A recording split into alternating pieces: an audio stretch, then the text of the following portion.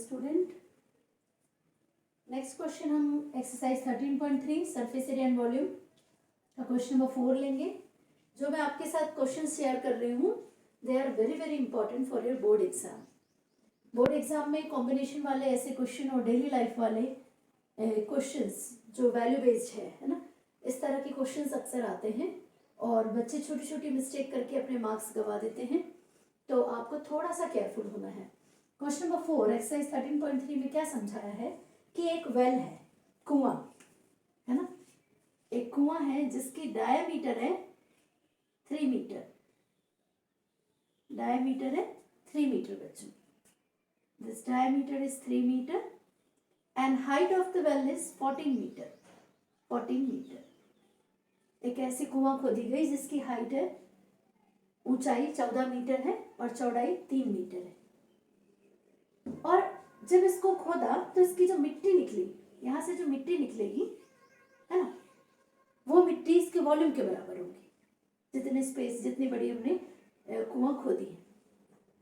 अब ये जो मिट्टी है ये वेस्ट हो जाएगी, तो वेस्ट ना हो करके क्या किया कि इस मिट्टी का साइड से ऐसे एम्बार्कमेंट का मतलब है कि चबूतरा है ना, बैठने के लिए जो हम चबूतरा बनाते हैं ना बच्चों, वैसा चबूतरा बनाया इस तरह से।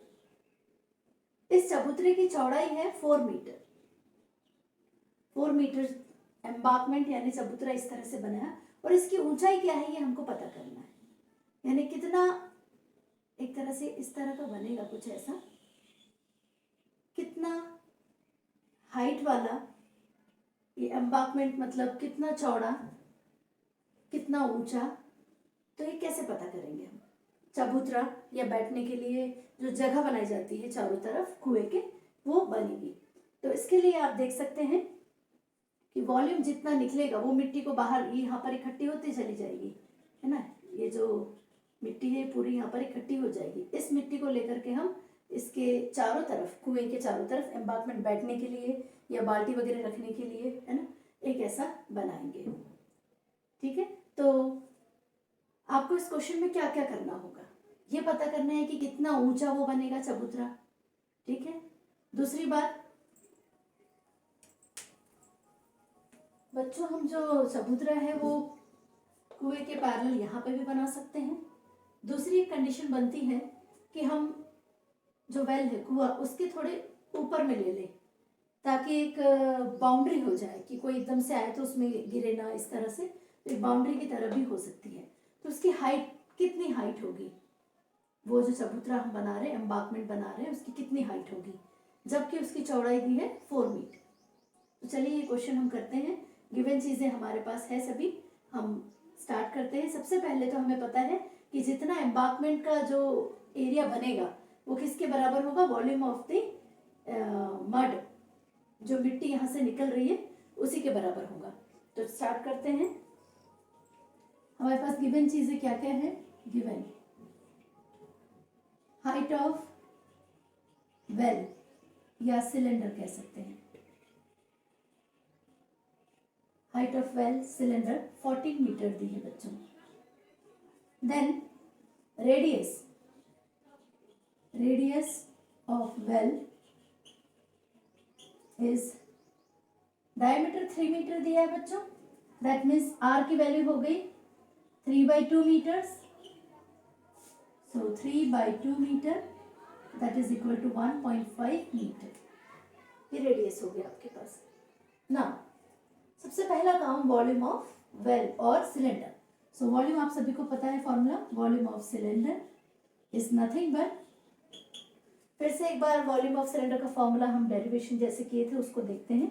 वॉल्यूम ऑफ सिलेंडर जब आपको निकालना है तो इट्स वेरी वेरी सिंपल, कुछ याद करने की रखने की जरूरत नहीं है। बेस है सर्कुलर, तो base area pi are square into कर दो height, base area pi are square into height, तो फॉर्मूला बन गया वॉल्यूम ऑफ सिलेंडर का। जैसे चपाती घर में मम्मी ने बनाई है, एक चपाती रखी गोल है पूरी है ना, उसके ऊपर दूसरी तीसरी, अगर हम पूरे इतना पाइलअप कर दें, हमारे घर मेहमान आ गए और 50-60 चपातियां बनानी पड़े, तो एकदम एक सिलेंडर की तरह का शेप आपको मिलेगा।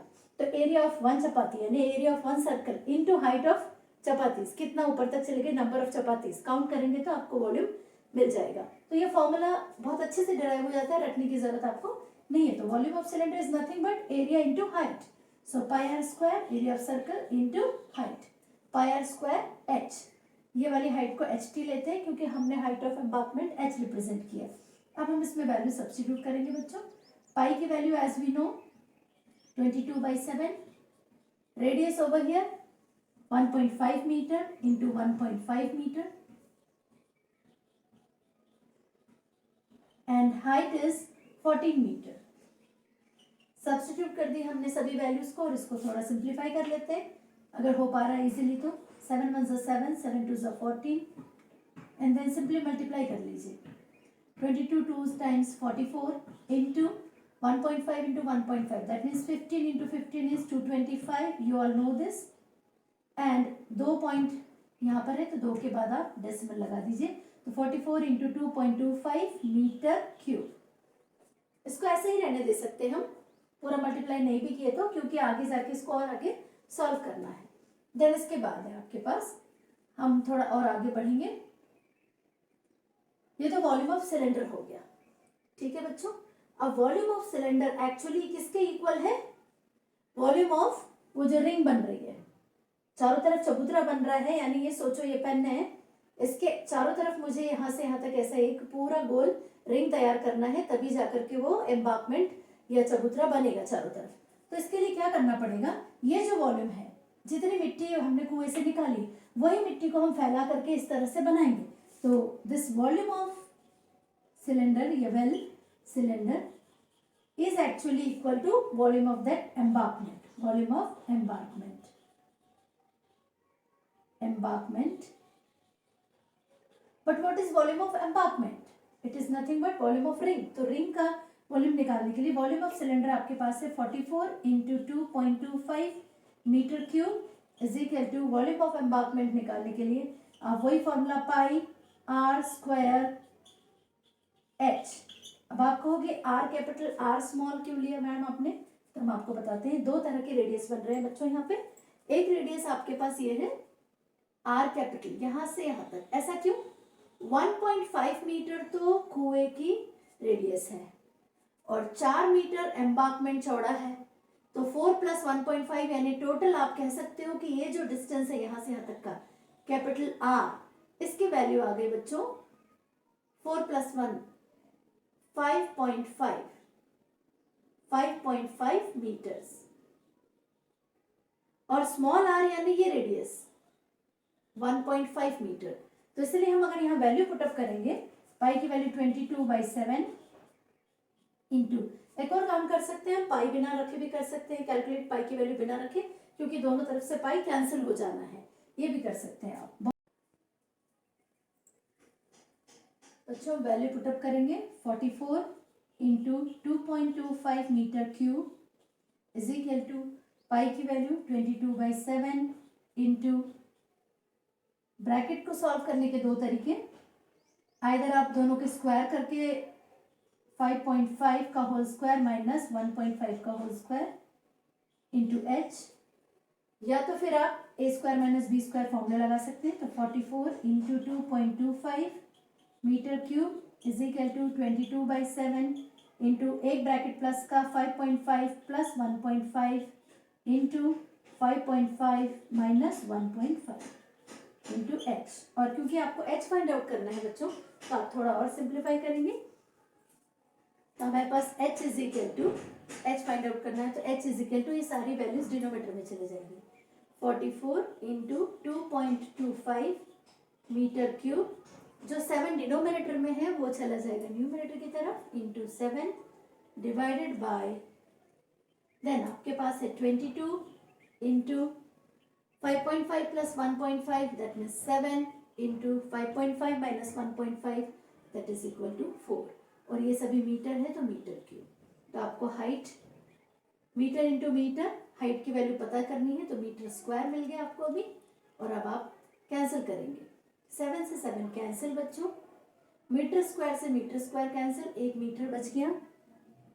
4 से 4 1 सा 4 11 सा 44, 11 1 सा 11, 11 2 सा 22, तो आपके पास सिर्फ बच गया 2.25 मीटर डिवाइडेड बाई 2।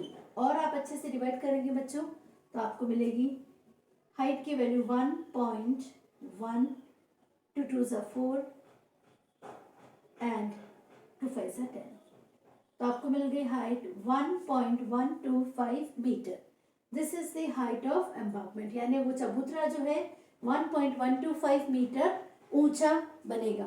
या तो आप इसके वेल के पैरेलल बना सकते हैं यहाँ से चारों तरफ, या फिर आप ऊपर में बना सकते हैं ताकि बाउंड्री दे सके, बट वो बनेगा इतने ही हाइट का। कितना? 1.125 मीटर। बिकॉज कि इतनी मिट्टी जो यहाँ से निकली है उसी को हमको यूज करना है, एक्स्ट्रा कुछ नहीं लेना है। ठीक है।